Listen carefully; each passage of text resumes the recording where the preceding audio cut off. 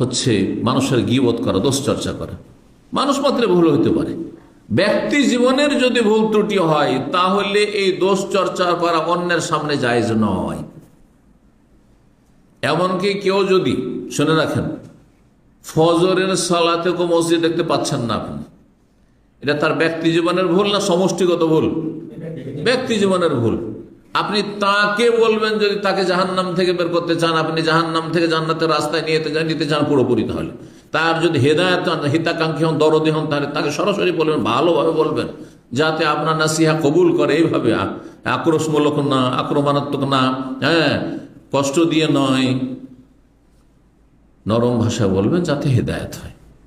কিন্তু যদি এসে আমাকে বললেন যে শেখ এই যে সবসময় সেন্টারে ঘোরাঘুরি করে, কিন্তু একে তো ফজরে আমার পাশে বাস করে, ফজরে তো একদিনও দেখি না, এটা গীবত হলো, হারাম। এটা হারাম। কারণ এই তার ফজরে না আসার কারণে আপনাদের কারো ক্ষতি না, আমার ক্ষতি আছে? আপনাদের কারো ক্ষতি আছে? তার ব্যক্তি জীবনের ভুল। কেউ দাঁড়িয়ে রাখে না, আমার ক্ষতি আছে? কেউ দাঁড়িয়ে না রাখলে না ওর ক্ষতি আছে? শুধু ওর ক্ষতি, আপনাদের ক্ষতি আছে? তাহলে তার এই লোকটি এতদিন ধরে সেন্টারে আসে কিন্তু সে দাঁড়িয়ে রাখে না, এটা আপনার গীবত, হারাম গীবত। এটা এতদিন ধরে সেন্টার আসে, এখনো টাকনার উপরে কাপড়, টাকনার নিচে কাপড় রাখে, হারাম গীবত। ওর টাকনার উপরে, টাকনার নিচে কাপড়ে আপনার কি ক্ষতি আর আমারই কি ক্ষতি? কারো ক্ষতি নেই। বুঝছেন না কথা?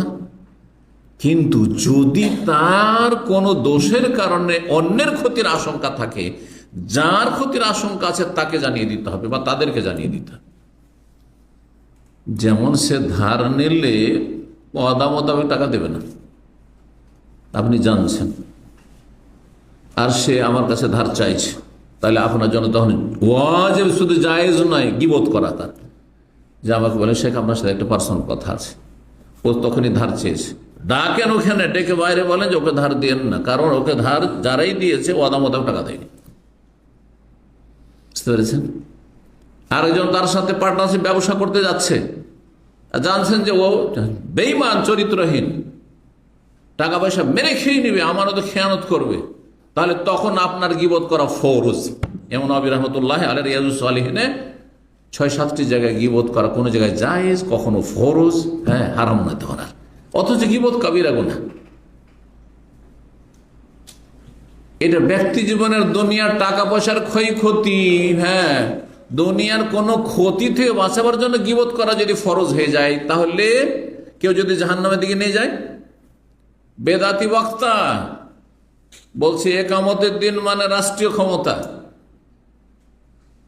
আর তার যদি ভুল ধরে আপনাদের সামনে বলা হয় তো আপনাদের এক শ্রেণীর মূর্খদের মতো বললেন, ওনাকে কেন বলা হইল না, পার্সোনাল কেন বললেন না? আরে উনি পার্সোনাল করে রেখেছেন, উনি তো সমস্ত লোককে গুমরা করেছেন। ইন্নাহুন্না আযাল্লাল্লাহ কাসীরা মিনান নাস, অসংখ্য মানুষকে গুমরা করেছেন। কানাকে হাইকোর্টে দেখেছেন আকিমউদ্দিন মানে ক্ষমতা দখল করে, আকিমউদ্দিন মানে ক্ষমতা দখল, কোথায় পেলে এটা? 1400 বছরে কোনো মুফাসসির এই তাফসীর করেনি। মওদুদির আগে আর হাসানুল বান্না, সৈয়দ কুতুবের আগে এই তাফসীর কেউ জানতো না। জি, ভালো করে শুনেন, তাহলে বলতে হবে না, উখরিজাত লিন-নাস, মানব জাতির কল্যাণের জন্য বের করা হয়েছে। এর তাফসীর ইলিয়াসি তাবলিগি চিল্লাওয়ালারা বলছে উখরিজাত লিন-নাস মানে বের হইতে বাড়ি থেকে। কয়দিনের জন্য? বলে চিল্লার জন্য, 40 দিনের জন্য বের হইতে হবে, না পারলে 3 দিনের জন্য বের হইতে হবে। এই ব্যাখ্যা মাওলানা ইলিয়াসের আগে আর কোনো আলেমই করেনি, সাহাবায়ে কেরামের জামানা থেকে আজ পর্যন্ত। কথা বুঝতে পেরেছেন? তাহলে সতর্ক করতে হবে না? তারা কানাকে হাইকোর্ট দেখাবে, হ্যাঁ, কুঁড়ে ঘর দেখিয়ে, আর আমি হাইকোর্টটাকে হাইকোর্ট দেখাইতে পারবো না। কথা বুঝতে পারছেন না? তখন সবার সামনে গীবত করা ওয়াজিব, কারণ এটি জান্নাত জাহান্নামের বিষয় রয়েছে। এটি টাকা পয়সার ক্ষয়ক্ষতির বিষয় নয়, এটা ব্যবসা বাণিজ্যের লস খাওয়া, আমানতের খেয়ানতের বিষয় শুধু নয়। কথা বুঝতে পারছেন? কেউ বিয়ে শাদী লাগাইতে আসছে, তখন এই ক্ষেত্রে, তার এইসব ক্ষেত্রগুলিতে গীবত করা, যেখানে অন্যরা ক্ষতিগ্রস্ত হইতে পারে, তখন গীবত করা ফরজ হয়ে যাবে, কখনো সুন্নত মুস্তাহাব থাকবে, কখনো জায়েজ থাকবে। আর এমনি আসল হচ্ছে গীবত করা কি হারাম। সূরা হুজরাত 11-12 আল্লাহ রাব্বুল আলামিন কঠোরভাবে নিষেধ করেছেন গীবত করা মানে মরা ভাইয়ের গোস্ত খাওয়া। মরা মানুষের গোস্ত কেটে কেটে যদি খায় কেউ, তো মরা লোকটি বলতে পারবে যে আমাকে কষ্ট দিও না, হ্যাঁ আমার গোস্তগুলি এভাবে টুকরো টুকরো করে বলতে পারবে? ঠিক ওই রকমই চোখের আড়ালে আছে কোন লোক আর তার সম্পর্কে দোষ চর্চা করছেন, সে কি বলতে পারবে যে আমি এমনটা নই, অথবা আপনি ভুল বুঝেছেন আমাকে বলতে পারবে? অথবা তার কি সংশোধন হইল? কিন্তু সে যদি সামনে থাকতো তাহলে সংশোধন হইত, আপনি ওকে একা বলতেন।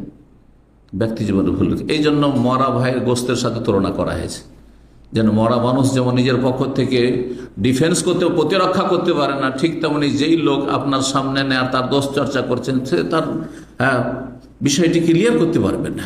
দোষ চাপিয়ে দিলেন তার উপর, দোষী হয়ে থেকে গেল, অথচ দোষী নয় হয়তো, অথবা আপনি ভুল বুঝেছেন আর তাকে আপনি